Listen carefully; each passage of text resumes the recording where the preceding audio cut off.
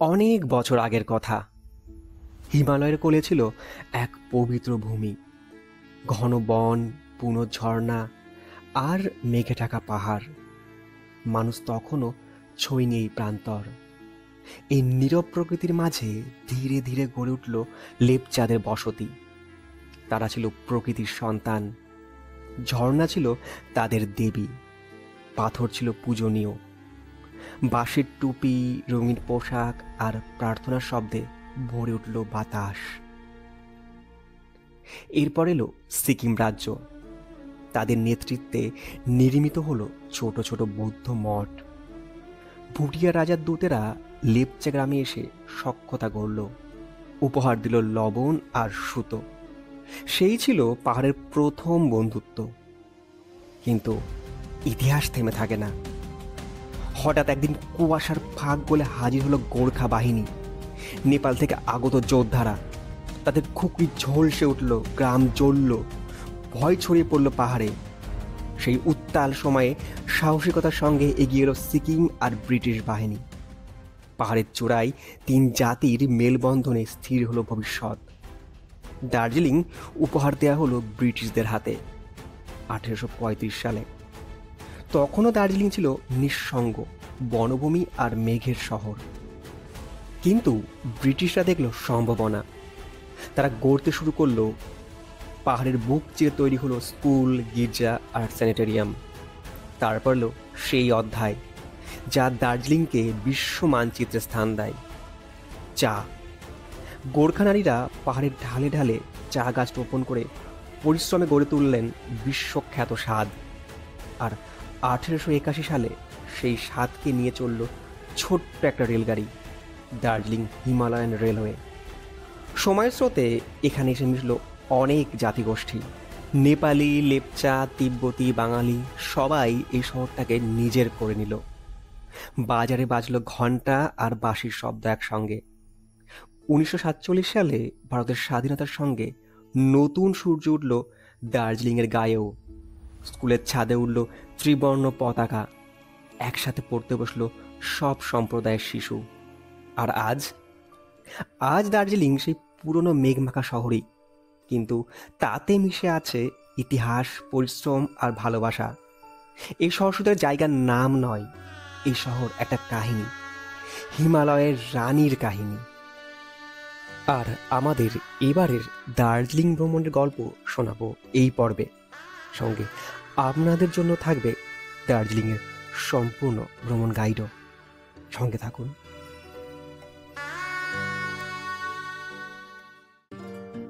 মিমটি গার্ডেনে এক রাত কাটিয়ে আমরা রওনা হলাম এবার দার্জিলিংয়ের উদ্দেশ্যে। যাবার বেলায় পড়েছিল লেপচা জগৎ, তবে সময় কম থাকাতে এবার আর দাঁড়ানো হয়নি। পাইন বনের মাঝে মেঘের খেলা দেখতে এই স্থানে ছুটে আসেন পর্যটকেরা। চাইলে সাইট সিনে রাখতে পারেন এই স্থানটিকে। যারা নিউ জলপাইগুড়ি থেকে মিরিক হয়ে আসেন তাদের পথেই পড়ে এই স্থানটি। কার্শিয়াং হয়ে এলে কিন্তু এক্সট্রা ভাড়া দিতে হতে পারে।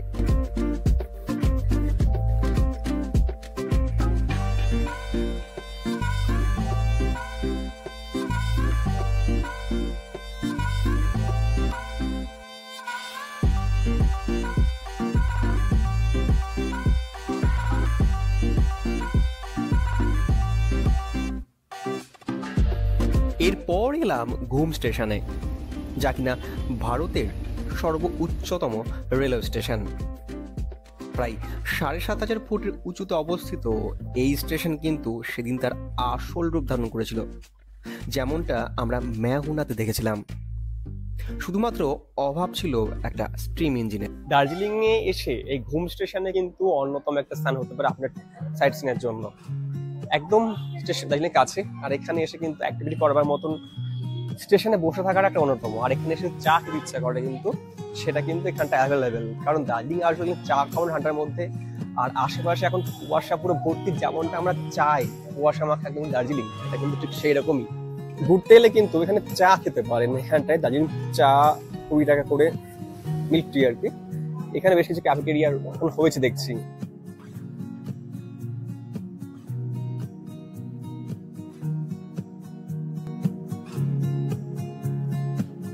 কথা বলতে বলতে চলে এলাম দার্জিলিং চৌরাস্তার কাছে। হোটেল থেকে স্টাফ পাঠানো হয়েছে আমাদের লাগেজ নিয়ে যাওয়ার জন্য। এইখানটায় হোটেল রামাদা, আর তার থেকে একটু মানে এগিয়ে আসবো, এই বর্বাচলের রাস্তা একটা, আর এই গান্ধী রোড থেকে এই যে এখানটায় গুরুকুণ্ড গুরু নানক দরবার যেটা জায়গাটা আছে, এই বরাবর সোজা উঠে যেতে হবে। এই রাস্তাটা কিন্তু একটুখানি জাস্ট এইখান দিয়ে ঢুকে এদিকে উঠতে হবে, এইটুকুই রাস্তা। ম্যাল থেকে কিন্তু একদমই কাছে। এই রাস্তাটা একটু খারাপ, এটাই, আর কিছুই নয়। এই রাস্তা দিয়ে এসে এই উঠেই ওইখানটাতে হোটেলটা। আর এই হলো আমাদের হোটেল অনন্তম রিট্রিট। এই রাস্তার উপরে এখানে কিন্তু গাড়িও এসে যায়, তো আপনার ড্রাইভার যদি বলে রাখেন তাহলে কিন্তু একদম পুরো হোটেলের সামনে পর্যন্ত আপনার গাড়ি কিন্তু চলে আসবে।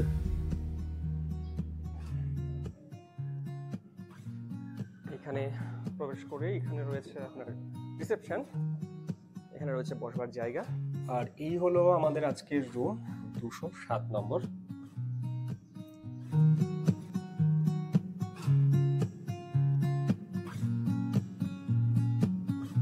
বিশাল বড় একটা রুম, এটা অনেকটা স্পেস রয়েছে। নিচে পুরো একদম উডেন একটা টাইলস দেওয়া রয়েছে। এখানটায় র্যাক মতন রাখা আছে একটা, এখানে আমাদের অলরেডি লাগেজ ঢুকিয়েছি। আর যদি দেখি এইখানটায় বিছানাটা কিন্তু যথেষ্ট বড়। যদি এখানটায় ওনারা বলছেন, হোটেল থেকে বলা হয়েছে এখানটায় 3 জন মানুষ খুব ভালোভাবে থাকতে পারে। অ্যাকচুয়ালি 3 জন কিন্তু হয়ে যায়, কিন্তু তাহলেও যদি কোনো সমস্যা হয় তারা কিন্তু একটা রুমে একটাই মাত্র এক্সট্রা কার্ড, মানে ক্যাম্প খাট মতন স্ট্যান্ডার্ড এই ধরনের গদিওয়ালা ওনারা কিন্তু এপাশ হোক ওপাশ কোথাও ব্যবস্থা করে দেয়। ভাববেন না যে কিছু দিয়ে দিচ্ছে, সেরকম একদমই নয়। এখানে একটা ড্রয়ার রাখা আছে, কাম টেবিল, চাইলে আমাদের জিনিস আমরা রাখতে পারি। এখানে দুটো গ্লাস দেওয়া হয়েছে, একটা চক দেওয়া হয়েছে, চার্জিং পয়েন্ট দুটো আছে। এইখানে একটা বিশাল বড় একটা ওয়ার্ডরোব আছে। আর এছাড়া যদি দেখা যায় এখানে একটা টিভি দেওয়া আছে, যদিও এটা আমাদের কাজে লাগে না কখনোই সেভাবে। এখানে দুটো চেয়ার দেওয়া আছে। এখানেও একটা ড্রয়ার কাম ছোট টেবিল রাখা আছে। সম্ভবত এখানটাতে আমাদেরকে ইলেকট্রিক কেটলিও প্রোভাইড করা হবে। এখানে একটা ওয়েস্ট বিন রাখা আছে। এখানে একটা বিশাল বড় সাইজের আয়না দেওয়া আছে।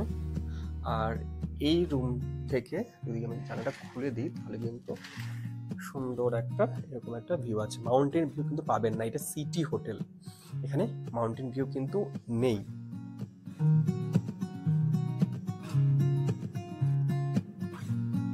এবং খুব সুন্দর কিন্তু ওয়ালগুলো এবং সবকিছুই, কোনো ট্যাম্প হিসেবে দেখতে পাচ্ছি না। এবার চলে আসি ওয়াশরুমের দিকটাতে। এখানে একটা চটি রাখা হয়েছে। আর এই হলো ওয়াশরুম। ঢুকে এখানে একটা আয়না রয়েছে, এখানে বেসিন রয়েছে বিশাল বড় একটা এবং ব্র্যান্ডেড কোম্পানির। আর এখানে একটা বালতি রাখা হয়েছে, টুল রাখা হয়েছে, ওয়েস্টার্ন কোমোড, গিজার ওপরটাতে আছে। এই একটা ওয়েস্টবিন রাখা আছে, জামা কাপড় রাখার র্যাক। আমাদের এখানটা একটা টাওয়াল প্রোভাইড করা হয়েছে আর একটা ট্যুর ম্যানিয়া গ্রুপের সাবান দেওয়া হয়েছে।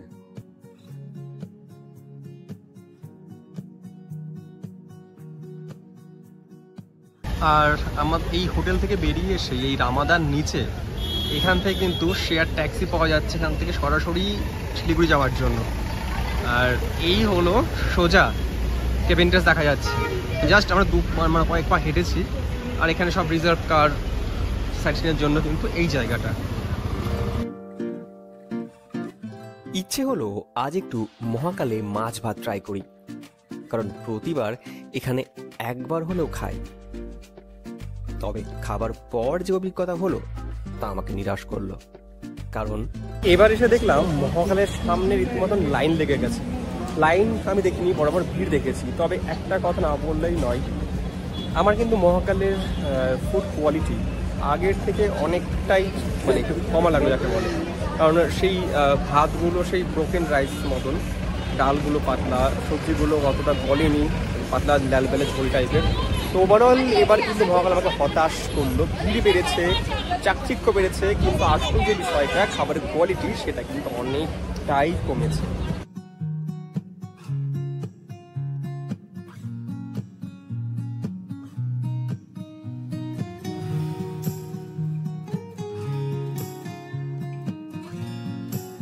খাওয়া দাওয়া সেরে এবারে এগোলাম সেই বাঙালির ইমোশন ম্যালের দিকে। জানি না কি আছে এখানে, কেনই বা বারবার ছুটে আসি আমি। দেশের এত স্থান দেখলাম, তবুও এই ভিড়ে ঠাসা মেলে একবার এলে কেমন যেন একটা নস্টালজিক হয়ে পড়ি। আমি হয়তো একা নই, অনেকেই আছেন। আপনি কি জানেন এর উত্তর? তাহলে কিন্তু নিচে কমেন্টে অবশ্যই জানাবেন। লোকাল মার্কেট যেটা আপনার এই দিকটাতে ছিল না, সেটা এখন ঠিক এই বরাবর দেখুন, ওয়েলকাম টু চৌরাস্তা হ্যাওয়ার্স মার্কেট দার্জিলিং। এই বরাবর গেলে কিন্তু লোকাল মার্কেট যেটা ছিল এখানে শিফট হয়ে এই দিকটাতে গেছে। এই যে দেখছেন ম্যালদের পাশে রাস্তাটা, সেটা এইখান থেকে এসে এই চার্চ বরাবর সে মিলিত হয়েছে। আর এইটা হচ্ছে নতুন ম্যাল মার্কেট, অর্থাৎ ভানু ভবনটা হচ্ছে নতুন ম্যাল মার্কেট। বাজারঘাট আমার কোনো কালেরই গন্তব্য নয়, কিন্তু আমার বাড়ির হোম মিনিস্টার তার খুব পছন্দের। এই বিষয়ে আমার কথা বলার কোনো জায়গা নেই। আশা করি দর্শকের দিকে সমস্ত পুরুষগুলি তাই। ব্যথিত হলে কিন্তু কমেন্টে। আমরা বেশ খানিকক্ষণ হলো সন্ধ্যাবেলাতে সারাদিন ঘোরাঘুরির পর এবার রুমে এসেছি। আনন্দামে কিন্তু রুম সার্ভিস অ্যাভেলেবেল আছে, অর্থাৎ আপনার যা প্রয়োজন সেটা বললে দিয়ে যাবে।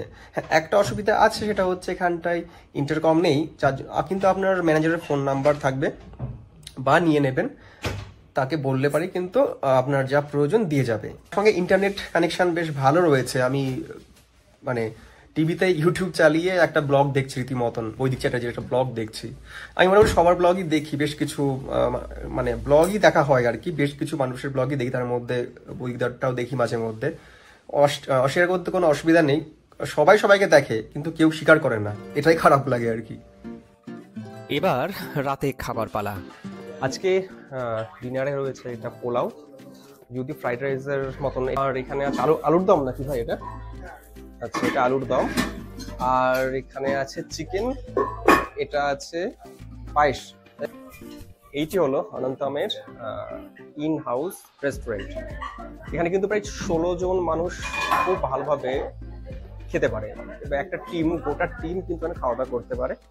আর এদিকটা কিচেন, পরে দেখাবো কিচেনে কি আমাদের এত। আর এই ভাইগুলো সবাই মানে নিরস চেষ্টাতে আমরা এত সুন্দর খাওয়া দাওয়া সার্ভিস পাচ্ছি এখানটাতে।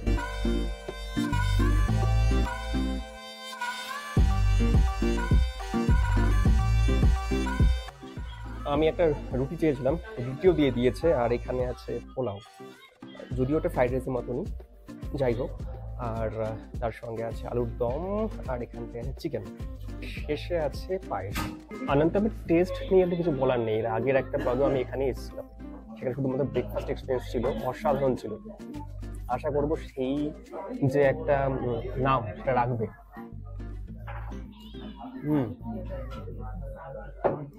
এক্লাস আলুর দম তবুও ভালো। আমার পছন্দের সমস্ত পিস দিয়েছে, জানি না কি করে জানলো দাদা, মানে ওনারাই দিয়ে দিয়েছে ঠিক করে। আপনাদেরকে বলবো যারা ধরুন একটা ম্যালের কাছে স্ট্যান্ডার্ড একটা মানে হোটেল চান, যেখানে কিনা বাজেটের মধ্যে ঠিকঠাক ভাবে থাকতে পারবেন, তাহলে বলবো তাদের জন্য অনন্তম কিন্তু একটা অন্যতম বেস্ট অপশন। কারণ এখানে সারা বছর কিন্তু মোটামুটি একই রেট থাকে, সিজন ওয়াইজ শুধুমাত্র চেঞ্জ হয়, সেটা আপনি ফিক্সড। মানে এমন নয় যে আজকে যে গেস্টের জন্য এত টাকা বরাদ্দ হয়েছে, আরেকজন এলো তাকে বেশি বা কম দিতে হবে, এমন নয়। একটা স্ট্যান্ডার্ড রেট মেনটেন করা হয়। আমি নিচে ডিসক্রিপশানে দিয়ে দেবো। এখন যেমন পিক সিজন, এই সময় কিন্তু রেটটা সব থেকে বেশি, কিন্তু অন্য সময় কিন্তু রেট আবার কমও থাকে বেশিও থাকে। টোটাল রেটটা আমি দিয়ে দেবো। আর এখন আপাতত রেটে নয়, এখন খাবারের গল্প, অন্তত খাওয়া দাওয়া করায়। ট্যুর ম্যানিয়া গ্রুপের আমি বেশ কয়েকটা হোটেল এবং হোমস্টে ঘুরলাম, কিন্তু সবগুলোই ভালো।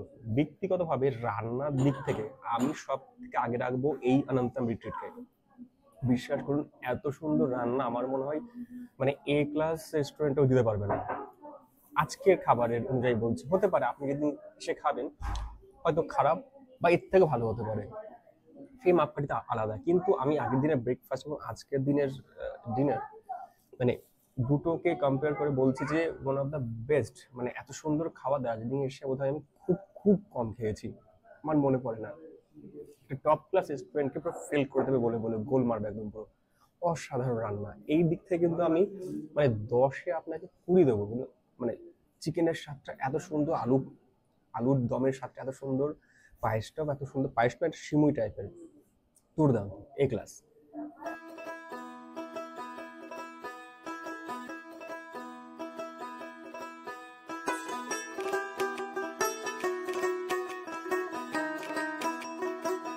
এখন সকাল 8টা বাজে এবং আমার পেছনে ওপের সামনে রিলসের জন্য নাচানাচির ভিড় শুরু হয়ে গেছে। এই পর্বে সাধারণত আমাদের অনেকগুলো ট্রিপ হয়েছে, তার শেষে গিয়ে বলতে রেস্ট একটা, সুতরাং সেভাবে সাইট-সিন করতে আমরা বেরোইনি। কিন্তু এই পর্বে আমরা যেখানে থেকেছি তার বিস্তারিত ডিটেলস এবং এখানকার কোথায় ঘুরবেন, কেমন খরচ, এই বৃত্তান্ত সমস্তটাই কিন্তু অন্তত মুখে পড়ে এবং কিছুটা ভিজুয়াল দেখে আপনাদেরকে হেল্প করবো। সাই বাবার কোনো একটা অনুষ্ঠান হচ্ছে এবং এখানে কিন্তু প্রচুর ভিড় কদিন ধরেই মেলে এখানটাতে। দার্জিলিংয়ে কখন আসবেন? দেখুন, দার্জিলিং এমন একটা জায়গা, আমি শহরের কথা বলছি, মানে যে কোনো সময় কিন্তু আপনারা আসতে পারেন। সেই ক্ষেত্রে অক্টোবর, নভেম্বর, ডিসেম্বর, জানুয়ারি, ফেব্রুয়ারি, মার্চ এই সময়টা কিন্তু একদম পারফেক্ট টাইম, কারণ এই সময়টাতে মেঘের অত উপদ্রব থাকে না এবং আকাশ মোটামুটি ক্লিয়ার থাকে। যারা কাঞ্চনজঙ্ঘা দেখতে যান বা সাইট সিন করতে চান, পরিষ্কার নিট অ্যান্ড ক্লিন আকাশ দেখতে চান, তাদের জন্য কিন্তু এই সময়টা একদম বেস্ট টাইম। বর্ষাকালেও আপনি আসতে পারেন, তবে রিস্ক থেকে যায় একটু ল্যান্ডস্লাইড এইসবের।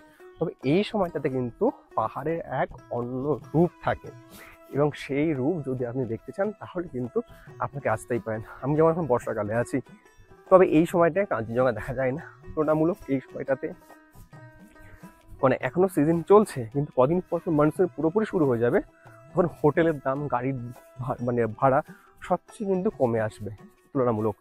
বাজেট অনেকটাই আপনার সেভ হবে। কিন্তু দার্জিলিংয়ে এসে কোথায় থাকবেন এবং কেমন খরচ হতে পারে?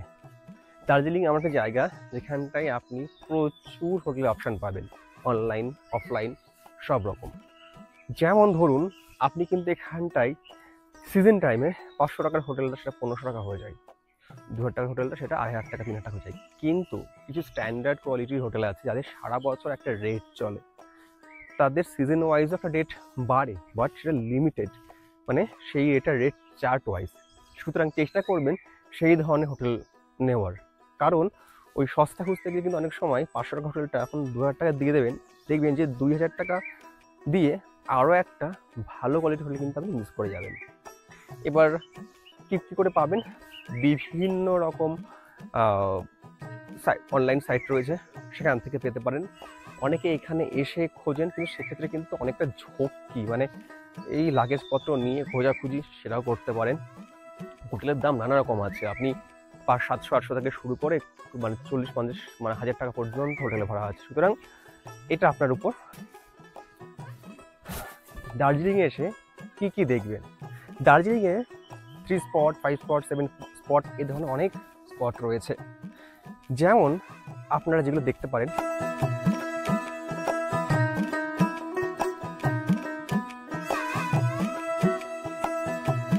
দার্জিলিংয়ে কিভাবে আসবেন?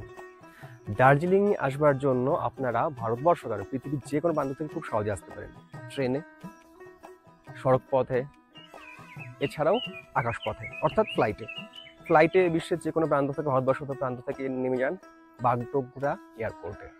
বাগডোগরা এয়ারপোর্ট থেকে একটা গাড়ি রিজার্ভ করুন আপ টু দার্জিলিং, বা আপনার হোটেলে বলে রাখুন, তারাও পাঠিয়ে দেবে। এছাড়াও যদি আপনি ট্রেনে আসতে চান, যে কোনো ভারতবর্ষের যে কোনো প্রান্ত থেকে চলে আসুন শিলিগুড়ি বা নিউ জলপাইগুড়ি স্টেশনে।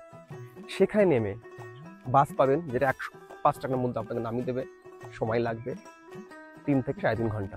শেয়ার গাড়ি 200 থেকে 250 টাকার মধ্যে আপনাকে নামিয়ে দেবে দার্জিলিং, যার সময় লাগবে 3 থেকে 3.5 ঘন্টা। রিজার্ভ করলে ছোট গাড়ি ওঠানামা করে ভাড়া, তবুও 2.5-3 এই রেস এরকম রেটে আপনাকে নামিয়ে দেবে। যদি বড় গাড়ি হয় সেক্ষেত্রে 3, 3.5, 4, কারণ অ্যাকর্ডিং টু সিজন কিন্তু আপনাকে সেরকম ভাড়া নেবে। ব্রেকফাস্টে আমাদের কমপ্লিমেন্টারি যে ব্রেকফাস্ট, তার সঙ্গে কি আছে, এখানে আছে লুচি, এটা ছোলার ডাল, এখানে আছে ফ্রুট জুস, আর এইদিকে আছে হচ্ছে বয়েলড এগ। এছাড়াও ব্ল্যাক টি এবং মিল্কি যে যেটা খাবে সে সেটা নিতে পারে।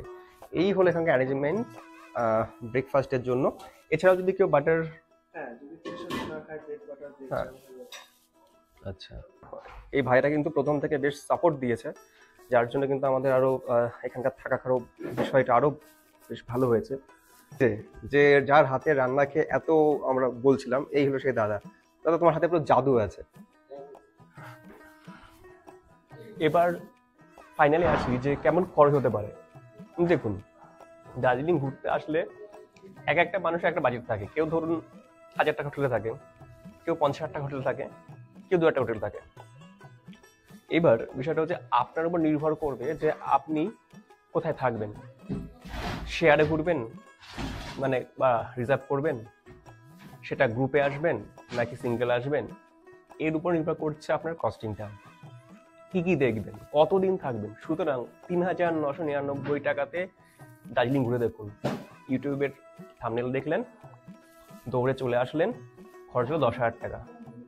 এটা করবেন না। নিজের তথ্য যাচাই করুন। শুধুমাত্র কিছু মানুষরা যারা ভিউ বারবার বাড়ানোর জন্য ওইভাবে জাস্ট একটা 5,000 টাকা 3,000 টাকাই মাত্র দার্জিলিং ঘুরে এলাম। তো এই যে এই বোকা বোকা যে কনসেপ্টগুলো, এখানে আস্তে বেরোন, বুঝুন যে কাদের, আমি যেখানে থাকবো তার ভাড়া, কোথায় কোথায় ঘুরবো, কতদিন ঘুরবো, কি খাবো, তার উপর নির্ভর করবে আপনার ট্যুরের বাজেট। সুতরাং আপনার বাজেট নির্ভর ঠিক করতে পারেন আপনি আগে দেখুন আপনি কোথায় কোথায় থাকবেন, কি ঘুরবেন, কি খাবেন, একটা বাজেট সেই হিসাবে সিলেক্ট করে নিন। সেখানে আসার পর একটু ব্যাস কম হতে পারে। আর এইভাবে শেষ হলো আমাদের আজকের পর্বটা। ভিডিওটা কেমন লাগলো জানাতে কিন্তু ভুলবেন না, আর আমাদের নর্থ বেঙ্গল সিরিজটা কেমন লাগলো সেটা জানাতে ভুলবেন না।